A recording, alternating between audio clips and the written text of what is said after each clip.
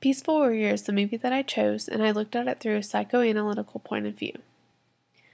Peaceful Warrior is about a student who looks like he has it all together. Dan, the main character, goes to Berkeley, one of the most prestigious schools in the country. He is also a great gymnast. He parties and can have any girl he wants, yet he is seen from the audience as a guy who is very confused at the direction that his life is going. The id is considered the deepest level of personality. The id includes drives like hunger, sex, and demands for instant gratification. It can also be a source of unconscious conflicts. This is how the audience finds Dan at the beginning of the movie. He is not very happy. He has constant nightmares and cannot sleep at night.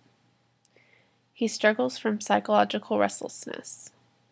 The two main characters in Peaceful Warrior represent parts of Sigmund Freud's psychoanalytical studies, which include the id, ego, and superego. The audience can relate to many of the emotions that Dan goes through as he tries to find out who he really is. Dan is a good picture of the id. He is somewhat childish at the beginning of the movie. He doesn't want to listen to anything that is being said to him.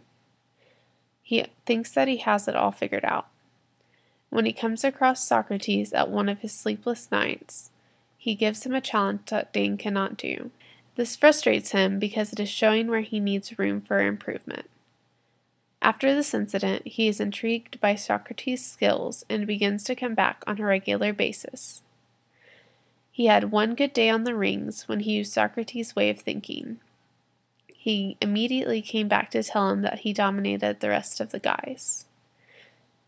Even here, he had already missed the point. He was still in the instant gratification of being better than someone else. He was just at the beginning of his journey. All right, I'm talking about getting up there and winning the gold right now, so yes, I do. The gold is a craving. If only I had it, I'd be happy. Can't you hear it in there? It's a dream, Sock. All right, I can't think that dreams are bad. He was still in it for the gold medal, looking forward to the future and gloating about the past. Several weeks later, he is driving very fast and recklessly through town. He was frustrated and his mind was not clear. He was acting merely on the level of the id. This caused him to have an accident that would change his life forever.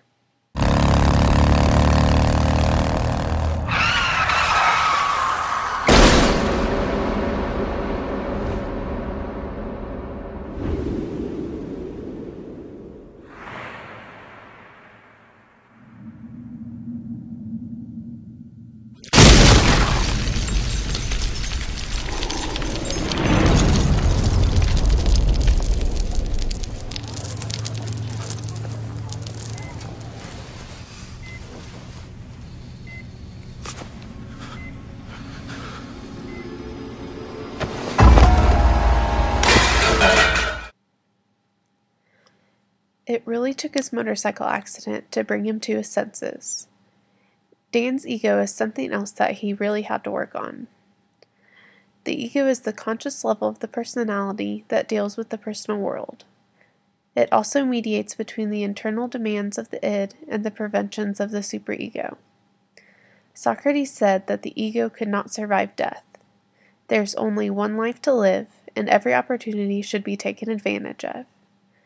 After getting into his motorcycle accident, Dan realized what he truly wanted because it was taken away from him right in front of his eyes.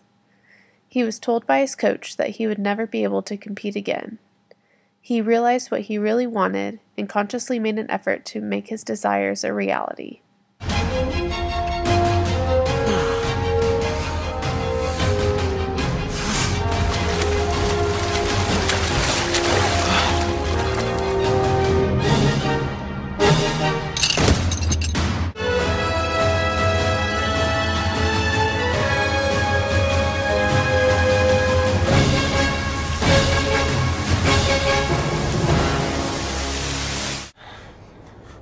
Look at you. Hanging on for dear life.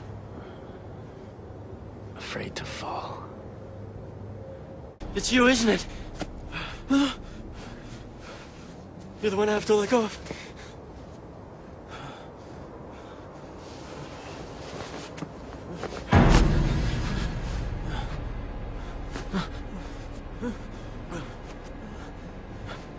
You know what you're doing? No. Do you know who you are without me?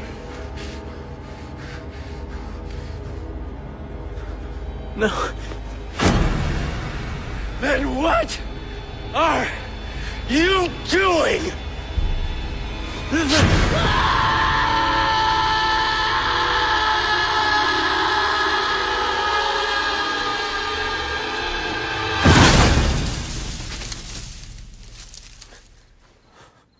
This scene seemed to be a dream that Dan was having, but it was an internal struggle within himself. I think that this shows to us the struggles and things that were holding Dan down from living how he really wanted to. He realized they were holding him back, and he had to intentionally let them go. Dan came back from his accident stronger than ever and competed on a higher level than ever before. His determination showed a little bit of what human beings desire, to be able to know that they can succeed even when no one else thinks that it is possible. The superego in the story was shown by the old man who worked at the gas station. He was nicknamed Socrates by Dan as he spent time with him. The superego is known as the part of the mind that functions as a moral or conscious judge. Many times this comes from an older person of influence. If anyone looked at Socrates' life, they would say that it was nothing special. He worked the graveyard shift at a gas station and car repair shop. He has very little to his name, and yet he is happy.